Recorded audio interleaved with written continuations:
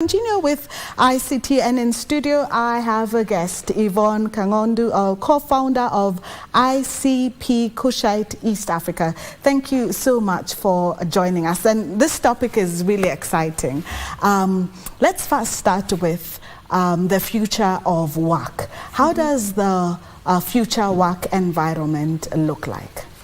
Well, currently I think we're kind of living in the future post-coronavirus. Yes. After coronavirus, it was the catalyst. Yeah, it was a catalyst, exactly what you said. Yeah. We moved to a place where from people who, you know, previously we thought that we have to sit in an office, we have to work together. But right now, we find that you can work anywhere in the world, you can work from home, you can work with anyone in the world from the comfort of your room, from the comfort of... I run an organization called Kenya Blockchain Ladies DAO, and we encourage mothers to work online. So we have situations where we have women raising their kids while working, doing transcription, writing, doing blockchain work, offering services. So the future of work will mostly rotate about us here at home, Africa, because we have a lot of young people. They say that the next population will be from Africa, from Asia, offering services to the rest of the world. So in this global village that we're sort of developing in, the future of work looks like more online work, more internet-based work, more software work. Yeah, that's so basically we have to embrace ICT. Of course, there's no way around it. What does it mean then for Africa and the growing youth in Africa? What opportunities are there for them? It's kind of, we can't really define them at this moment because it's kind of like the situation. I normally use the example of the postman and Facebook. Yes. When Facebook came into the picture and social media, the people working at the post office probably lost all their jobs because communication was made to be faster, more efficient. But how many jobs came out of social media? How many social media managers do we have? How many influencers do we have? How many jobs came out of it? So right now we can't really say the jobs of tomorrow are not yet formed because recently we had a career of someone advertising online that they are looking for a meme king, someone to provide memes. We probably even have to describe to people what memes mean. Yeah, exactly. Well, those funny things you see on WhatsApp someone status. Is actually hired to come up with memes. Exactly, and it's a great way of communicating. And it's a great way of spreading news, marketing, and the likes. So the future of work, we have to say it will be digital, it will be online, it will be on the phone, on our computers, on devices, and it will be new. The thing that's really important is we have to be ready as Africans. We have to be educated, we have to have the culture of learning and unlearning, we have to have the spirit of interacting with the rest of the world. And Kenya, I believe, is a leader so far. When we look at the youth, we look at how they're offering services. We had that time when there was a online writing crisis in Kenya.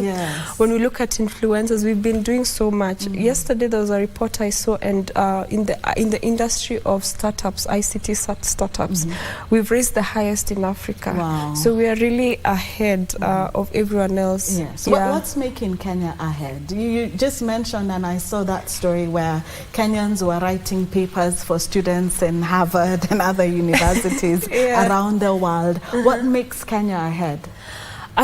My personal belief is that because of the highly educated youth, the high internet penetration in the country, and the catalyst would be youth unemployment. So because Kenyans already knew, I remember when I was finishing uni, I knew I was going into the unemployment world. But you knew some people, this guy or a rumor somewhere that someone has made it online, so you go through that route. So with that, we find a lot, like for example, where I work at full-time is called Kushite ICP Hub. We train a lot of developers on how they can find jobs and they can become certified blockchain developers, how they can provide services of blockchain development to the rest of the world, how they can build their own products and get investments from all over the world. So, and also by the fact that we speak good English, by the fact that we have fintech penetration, by the fact that our internet is very fast compared to the rest of the world, it's really making money move in Kenya. Yeah. So do you think it's also perhaps time for the education system to change and be a little bit open-minded? Because I don't know any college, university or school that teaches or offer a degree on, say, social media management and stuff like that. Yet even those universities actually have social media managers. Is it true? I find that very interesting. I'm like, do you offer the course? No, but they're advertising on Facebook. They even have memes on Facebook. So should our systems, education systems, begin to change? Should we even be a bit more open-minded that perhaps for people to get a job, they do not need a degree? Yeah, well, I believe yesterday we were having a conversation on Twitter, and we were saying how it created the culture of competition, the culture of hard work amongst Kenyans. What's important, as I mentioned, the jobs of tomorrow are not really there yet. What's important in this fourth industrial revolution is having the culture of learning and unlearning and relearning. Because you can, for example, a financial economics graduate, but I went into blockchain just because it's new and it's an emerging technology. So if we're looking at the skills that are necessary for us to excel in this industry, in this global revolution that we are having, we need to always be updated. Like, not that we need to, like the school system always need to update its curriculum every now and then, but needs to have the culture of teaching their kids, their students, that by the way, you can teach yourselves. You can be at whatever age and still go back to your books, go to the internet and study. And there's a school that does that so well called Moringa School. It's a software boot camp in Kenya, and what they do, they teach you for like 1 hour in the day, and the rest of the day you're teaching yourself. And that's the culture we need to have, not that we need to sit in a classroom and read and be taught by a teacher, but rather you need to be ready to be learning every single day and updating your skills every single day online. And what does it mean then for even economies around Africa? I just did a story on farming and agriculture, and for a very long time, especially in Kenya, our biggest foreign earner has been agriculture, the flowers, and also tourism. But now it looks like another economy is completely coming up.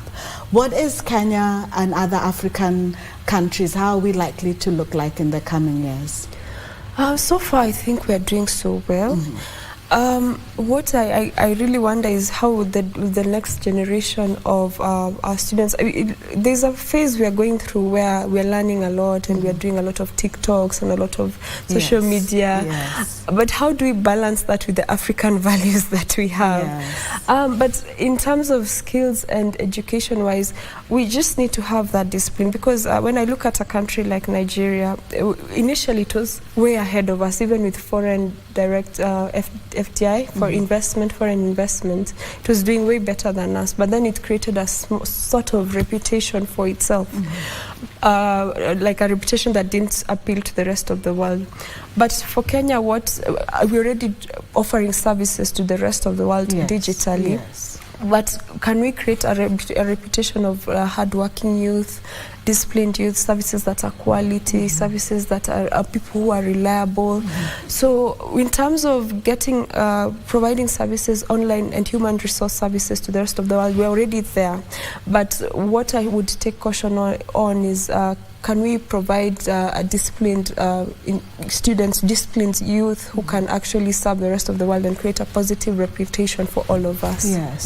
And when it comes to payments, I've seen people a lot of times complain on social media, especially in Africa and in Kenya, and they say they get into some of these platforms that are international, for example, even YouTube, but their payments are quite different from developed countries. Is that likely to change, and that we're going to have an equal playground for everyone around the world? Well, that's where our industry comes in, blockchain technology. Yes, yes. For example, ICP, Internet Computer Protocol, we have, I know it's not well received by the rest of the world, but we use cryptocurrencies. Yes, yeah. And cryptocurrencies, they even the playing ground. They don't really know which country you're from. They don't really mark which region, how old you are, what's your credit score, and the likes, like traditional financial systems. So what we've seen a lot of Kenyan youth. There's a time Kenya was even ranked one of the highest receptors of cryptocurrencies for both male and female.